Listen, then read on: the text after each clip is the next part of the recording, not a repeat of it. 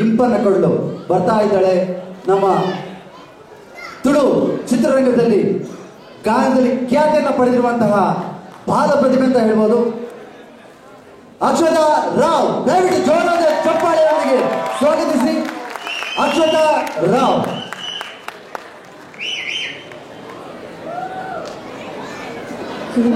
ಎಲ್ಲರಿಗೂ ನನ್ನ ನಮಸ್ಕಾರಗಳು.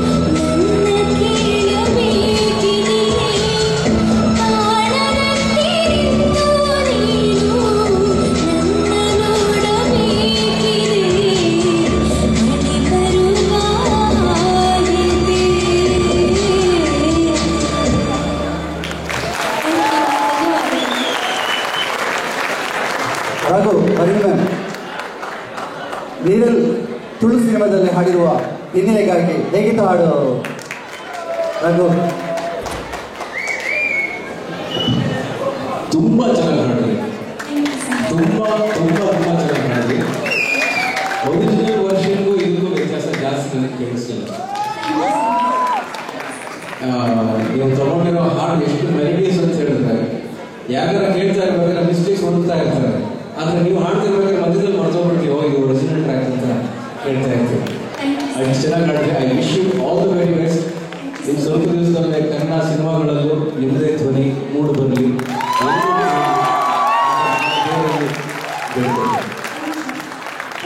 ಹಲವಾರು ಚಿತ್ರಗಳನ್ನ ಗಾಯಕರ ಗಾಯಕರು ನೋಡಿದ್ರೆ ಹೇಗೆ ಅನಿಸ್ತಾರೆ?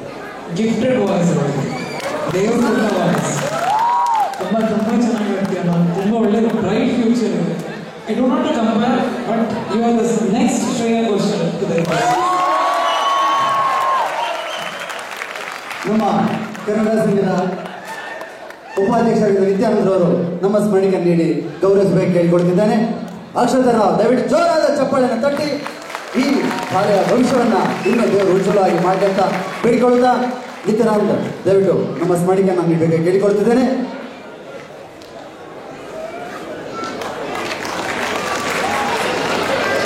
ಧನ್ಯವಾದಗಳು. ಅಭಿಮಾನಿಗಳೇ ತಯಾರಿದ್ದೀರಾ? 36 ಇನ್ನು ಮುಂದೆ